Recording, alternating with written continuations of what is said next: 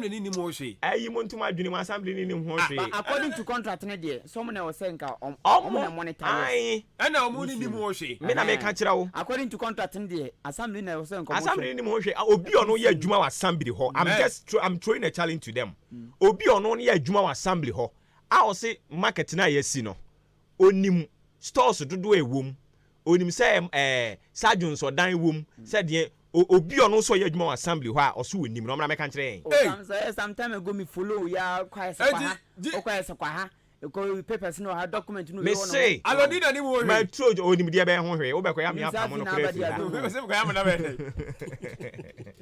say ya se bisa woni mo ho hwe ba nya fine enu nyina kwa enu ka ho bi ne ya ho MC am na betena fie no such a huge project na woni mo ho hwe ya commission obi anim stores dudu aje abosu ko ma afo omo na omu nim obi anim stores dudu that how possible ye the contract the ama contract is supposed to be between assembly any common fund administrator was one no assembly ni mo ho hwe any we dey serious o ni mo hwe na nya no na yi ade owura fia na eno na mukachi ko bisa omo so ye bebo man no ana owura fi to information bills dey ya yes omo so ye bebo man no onim eno assembly ni mo hwe after that no omo si nkonya ede nkonya sie omo si nkonya bia assembly ni mo hwe oni mo hwe MC former MC your ofie koko bisa no say market no onim ho maache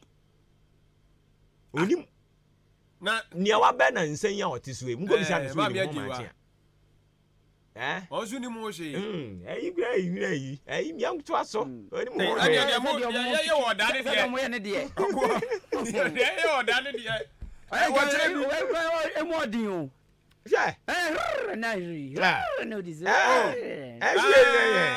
ani entina ma mi bi ani abere na wo ka se eja no wo se na ne stores me ense wo se na wo edwamu ho yo wo ma che wa abere ba kokura wa nya enti e pentima me nto say ya no kure me si pentima me nto na mo case ya wo fie no na stores to date from A to Z wo mutu making enchechem me say e pentima me nto sa de na wo ho no pentima me nto na wo ho no say ye de adwarifo ne ono ne market ya hye ene wasi bia ma nto de na ni age ye but akwete sesebi anopa yi udidi akafra akwese na nhwie agyanan no ani ne na awo anda no ensem bebiri ani ase obo it means so project no o do yan tro challenge say wo mu pa wo mu start one pretty so ma commission me say before election local government for so mu bem oba de be mu we say e de no mbem local government e so mu bem e be den enya under them say omo you can say man opay enti so mu ni mo hwe dia does it mean say I dano a personal project ana there be personal project me say adwempa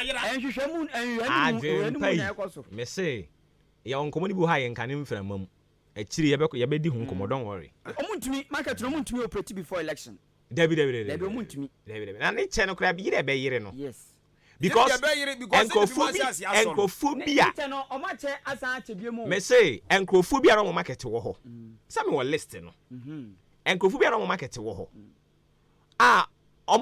say omache but me dey so omache so mo njewari dey me ntimi ni hu adanse but omo edo mo information ni bre me ne dey omo so omache na ni omo kire ne say omo so omo ye mema omo konko bie say mo ya chama mo no momra me mu adwuma asembesi hu wo dey ye wa ha omache no ho am dey from start no na medram because the minim ni say where bank for dey yi we akwa assembly ni fa so omo cheye yante hu mesi edwa yesi ho ya yesi ni kama ye nyina ye bɔ mpanimfo abaso yi ubi sansem hwan ni nsɛmkyerɛ ni ɔno no wopom ana ɔde ɔse nsɛmkyerɛ ni assembly fo no ankasa no hwan na ɔno so wonim market na esi hɔ no efiri na hyase kosi na wie hwan na ɔso wonim hwan ya kali ya chokra ni o ya no mo director kwa ha o ya amisi mi ma sheda gibre fo wa assembly wa be wadwene sɛ assembly market no store sign the home wa assembly ho abe wadwene sɛ ko sɛ wo kyerɛkyerɛ mu no ye be transfer wo